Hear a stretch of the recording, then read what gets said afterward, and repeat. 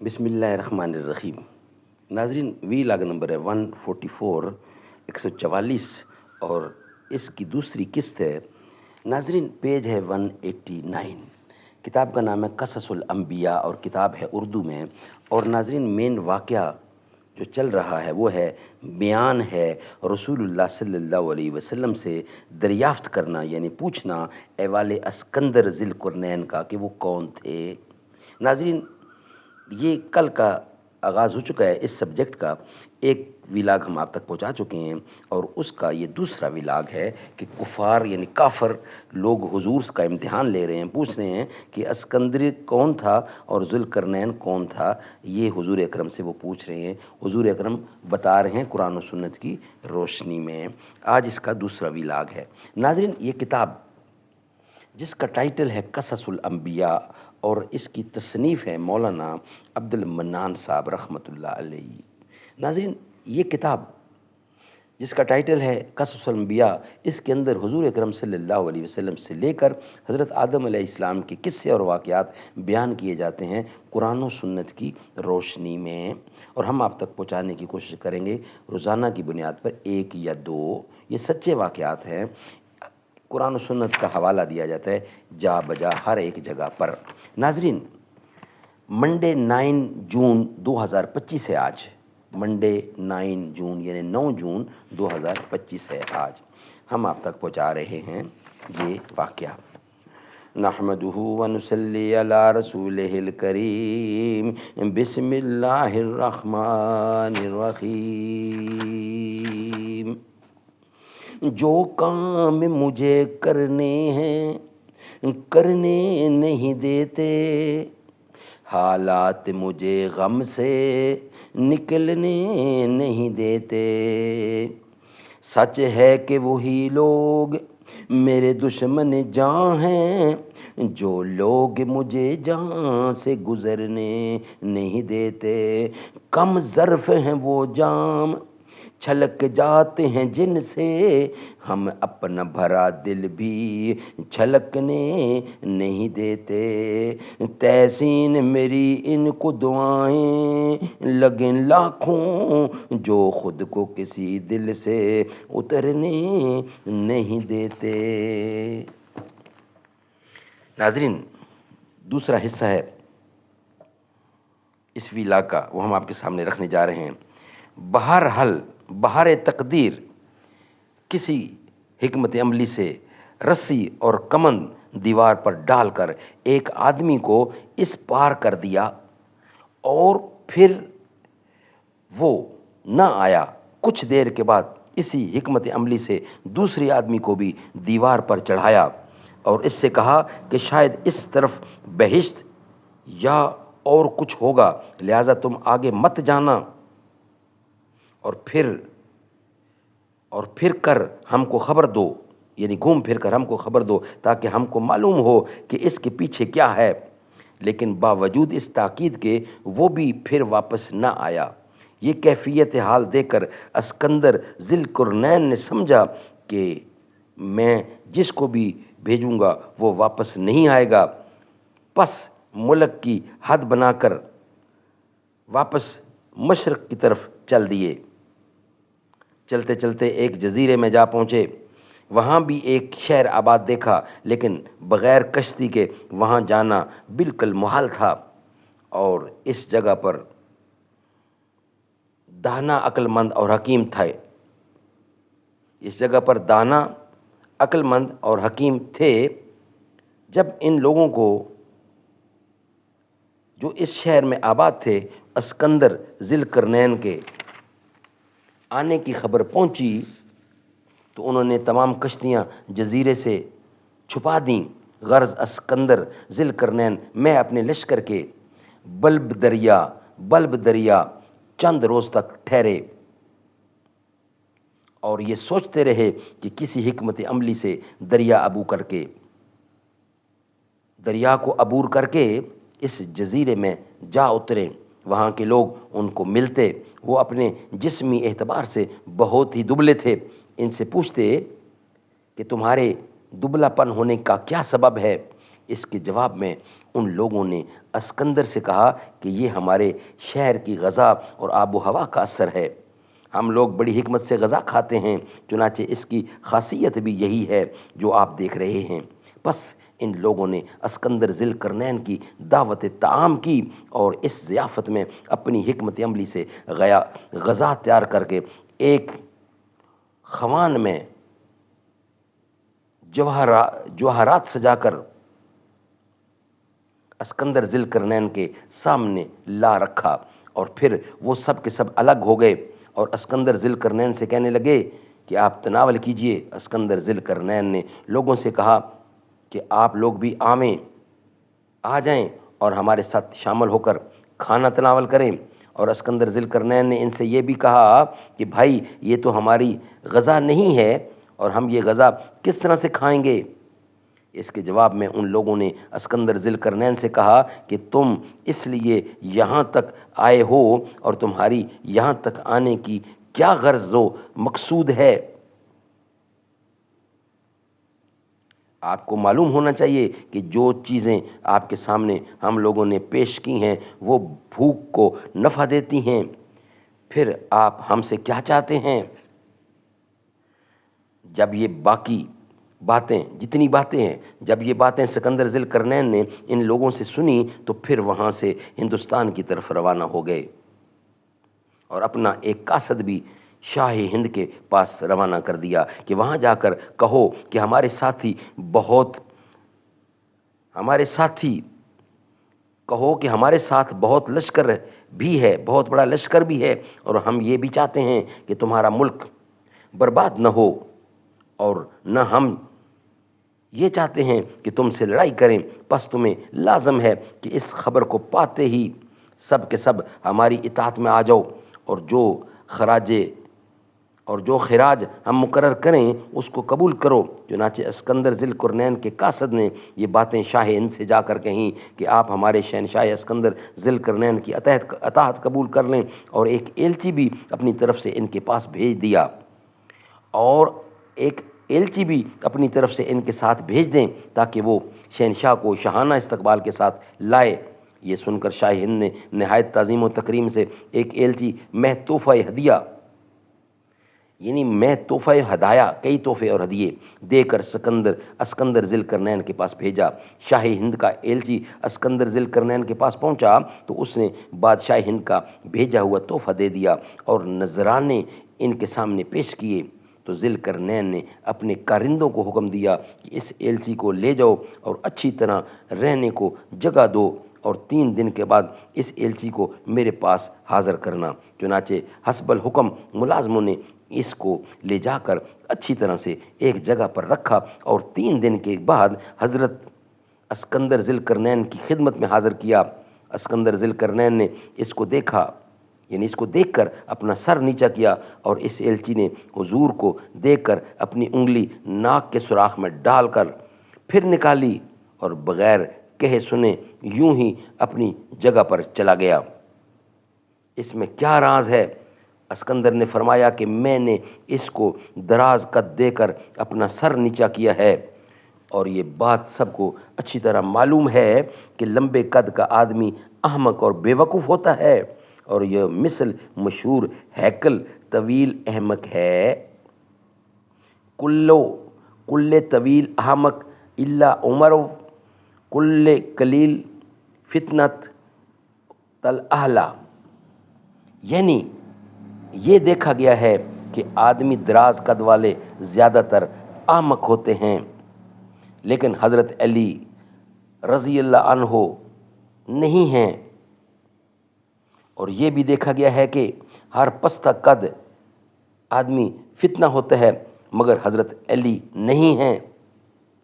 اور اس نے جو اپنی ناک کے سوراخ میں انگلی رکھی تھی کہ یہ میرا تال اسکندری دیکھیے، یعنی کہ یہ میرا تال اسکندری دیکھے پھر جاؤں اور اس کو میرے پاس لے آؤ۔ اس نے جو اپنی ناک کے اندر یعنی ناک کے سوراخ میں جو انگلی رکھی تھی کہ یہ میرا تال اسکندری دیکھے، پھر جاؤ اور اس کو میرے پاس لے آؤ اور اس کو کھانا کھلاؤ، وہ بزرگ آدمی ہے۔ پھر اس کو واپس لے آئے اور اس کے کھانے کے واسطے صرف روٹی اور گھی بھیج دیا تاکہ اس کی عقل کی آزمائش ہو جائے۔ چنانچہ وہ روٹی اور گھی کھا گیا اور اس نے ایک سوئی میں رکھ کر اسکندر ذی القرنین کے پاس بھیجی،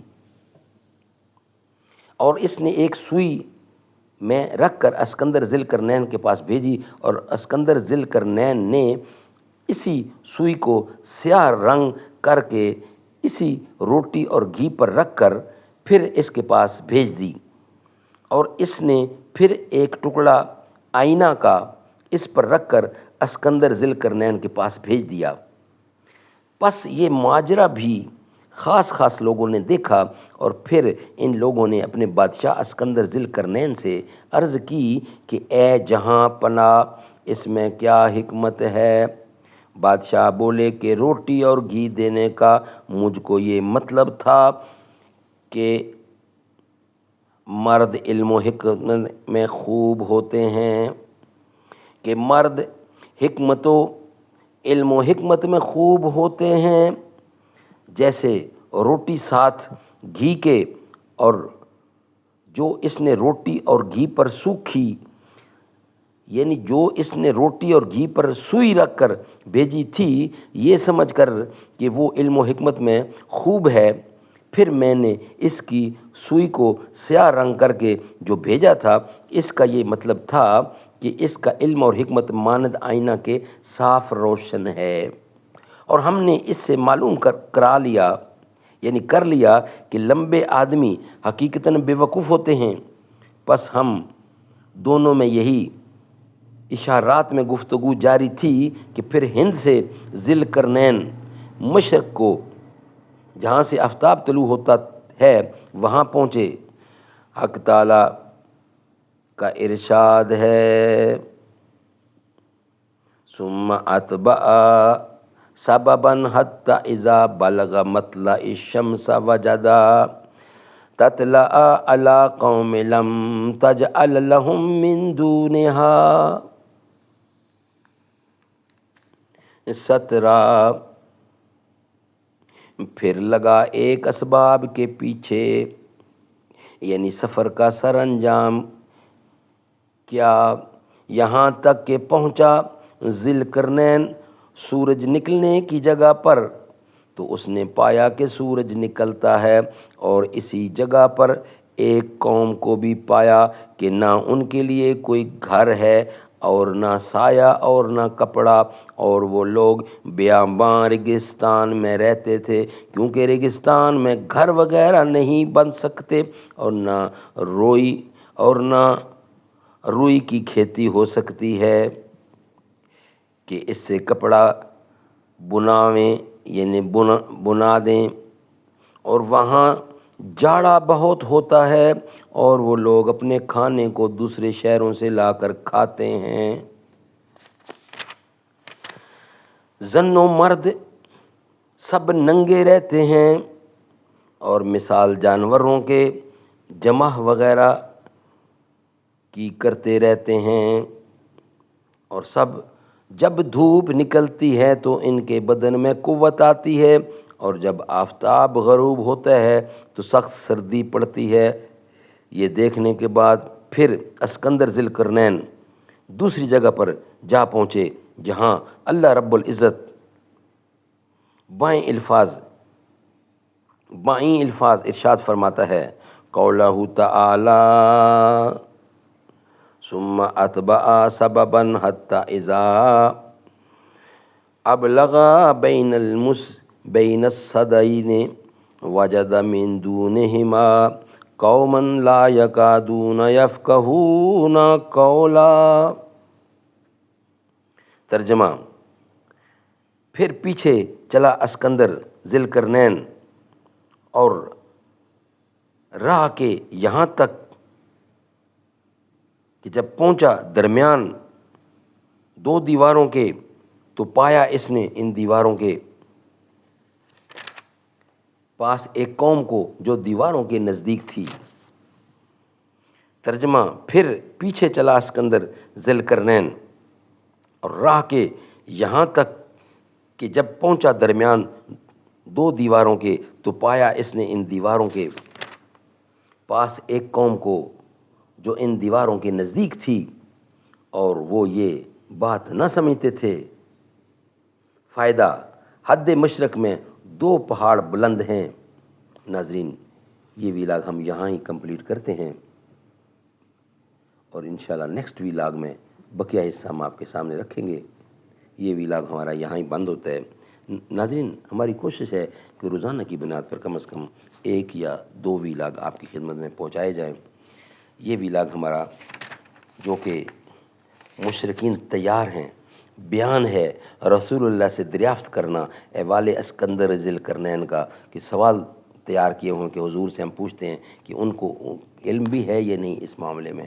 تو یہ بیان مکمل ہوا۔ انشاءاللہ نیکسٹ کل دوسرے ویلاگ کے ساتھ حاضر ہوں گے انشاءاللہ۔ جب شاہ کے ایک اشارے پر اپنوں میں نیازیں بٹتی ہوں، جب آنکھیں غربت ماروں کی حسرت کا نظارہ کرتی ہوں، جب کلمے ظالم جابر کی عظمت کا قصیدہ لکھتی ہوں، جب حق کی باتیں کہنے پہ انسان کی زبانیں کٹتی ہوں، اس حال میں ہم دیوانوں سے تم کہتے ہو خاموش رہو۔ جب مصر کے ان بازاروں میں کنعان کو بیچا جاتا ہے، جب حرص ہوس کی منڈی میں ایمان کو بیچا جاتا ہے، جب مصر کے ان بازاروں میں کنعان کو بیچا جاتا ہو، جب حرص ہوس کی منڈی میں ایمان کو بیچا جاتا ہو، جب صوم و صلاۃ کے پردے میں قرآن کو بیچا جاتا ہو، انسان کو بیچا جاتا ہو، یزدان کو بیچا جاتا ہو، اس حال میں ہم دیوانوں سے تم کہتے ہو خاموش رہو۔ جس دور میں کعبے والوں کو گرجا کے نظارے بھاتے ہوں، جس دور میں مشرق والے بھی مغرب کے ترانے گاتے ہوں، جس دور میں مسلم لیڈر بھی کچھ کہنے سے گھبراتے ہوں، جس دور میں سبقت غیرت کے اسباب عدم ہو جاتے ہوں، اس دور میں ہم دیوانوں سے تم کہتے ہو خاموش رہو، تم کہتے ہو خاموش رہو۔ جب مالی اپنے گلشن میں خود ہاتھ سے آگ لگاتے ہوں، اس حال میں ہم دیوانوں سے تم کہتے ہو خاموش رہو، خاموش رہو۔